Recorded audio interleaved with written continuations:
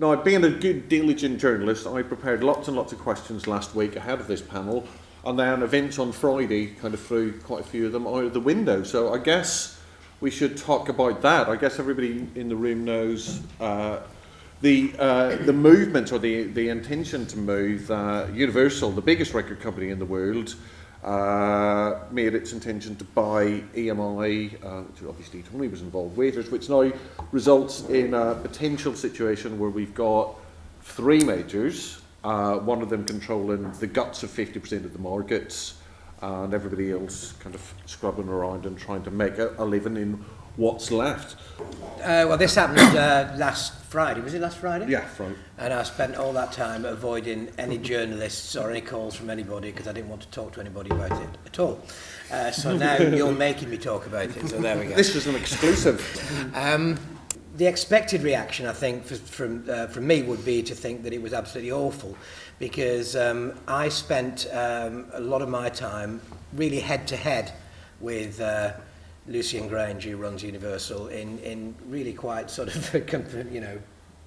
serious competition for most of the late 90s, 2000s.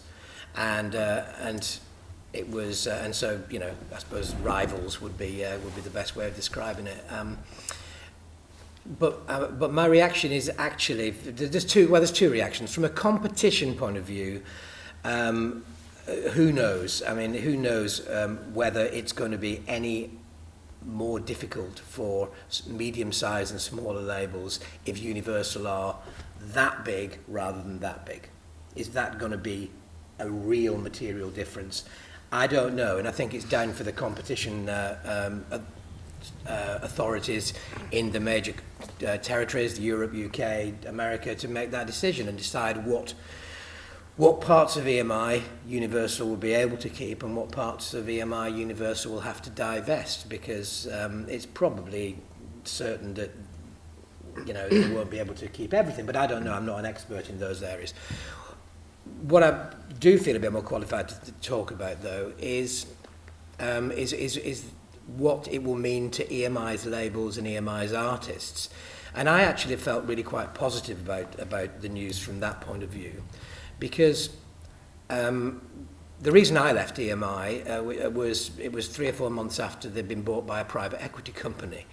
And let me tell you, that wasn't very good, that particular combination. And it was people from outside of the industry who felt that they knew how the industry needed to work and actually quite clearly didn't, and really didn't want to know anything from people within the industry, and certainly within EMI, any advice from them as to how it should be run.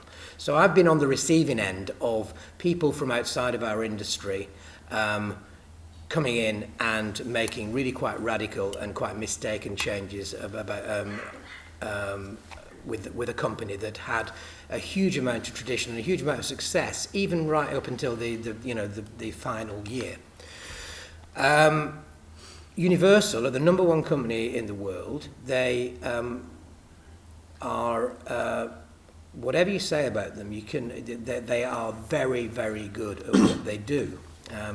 They know the music business. They know the top end of the music business, let's face it, very, very well. And I think if they're going to buy an entity like EMI with all of its artists and all of its labels, I think it's highly unlikely that they would then wish to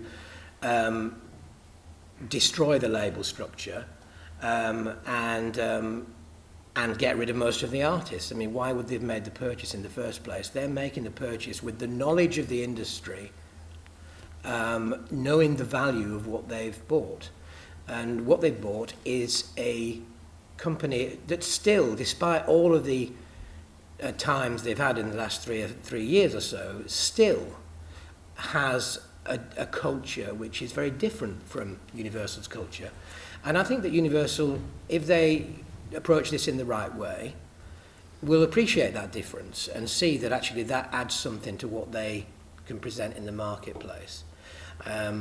And so I don't see a situation where they'll just destroy the label structure, take all of the catalogue and just stick it into, you know, into their own structure. I think that that would be, why bother making the purchase if you were going to do that? So from the artist and labels point of view, the EMI artist and labels point of view, I feel positive. From the competition point of view, who knows?